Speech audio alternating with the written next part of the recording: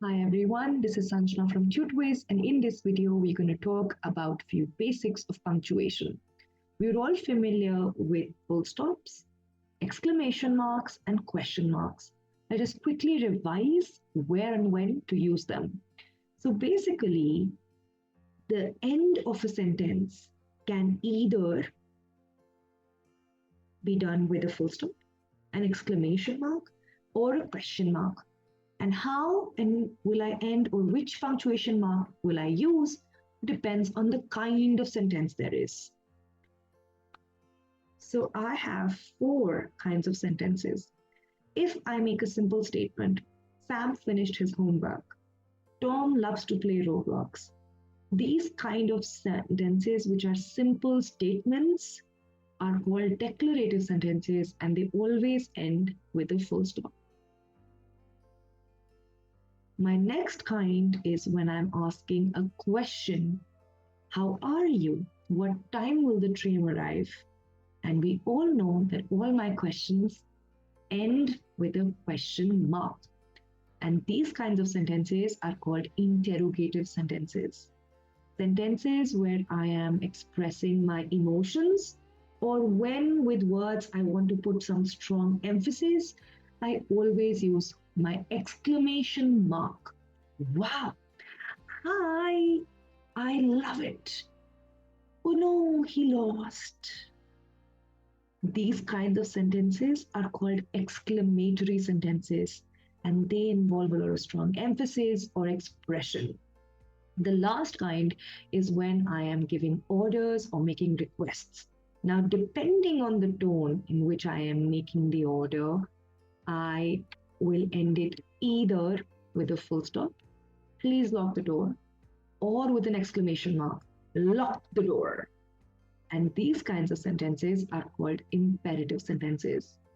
So depending on the kind of sentence, I will use my punctuation mark, my full stop, exclamation mark, and question mark. Now, before we end this video, let us also quickly revise where I need to capitalize my words. Capitalizing words basically means putting the first letter of the word into an uppercase. So obviously it is always at the start of a sentence. Whenever I begin a sentence, a new sentence, fresh sentence, the first word will always be capitalized. The first letter of the first word will be a capital letter. So he loves to sing. It will not be lowercase. It will be an uppercase. It will be a capital letter. He loves to sing. All my names and proper names, I use capital letters. Names of months, days, holidays, events, etc. Names of pet, names of people, all of them will always begin with a capital letter. Anthony will be in capital A. Christmas, capital C. July, capital J. Renaissance, capital R.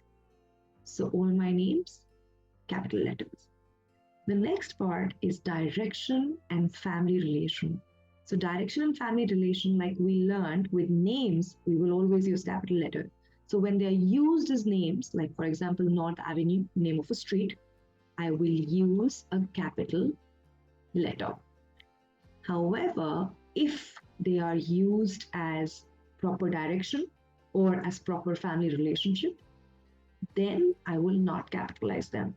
For example, we have to go south. South here is a direction. I will not capitalize it. But revising my rule, beginning of a sentence, the W will be capital. Similarly, in family relation, like I mentioned, if I'm using the family relation as a name, I asked grandpa for money.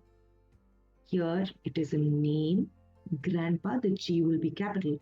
And adding one more rule, the I is always a capital I.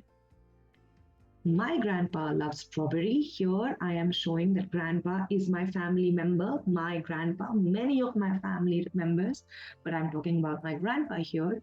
It will not be capitalized. What will be capitalized, again revising my rule, is the M here because it is the start of a sentence. The last one is titles. So for titles, I always capitalize the first word and the last word. They're always capitalized. In between, the important words are capitalized as well. Harry Potter, Prisoner of Azkaban. However, I will not capitalize my articles, a and the, my short conjunctions, and, of, etc. And here I have all three of them, so they will not be capitalized. And will be small, T will be small, and O will also be small. This brings us to the end of this video. I hope you learned something and you will remember these rules and use them when you are writing. Thank you and hope to see you soon.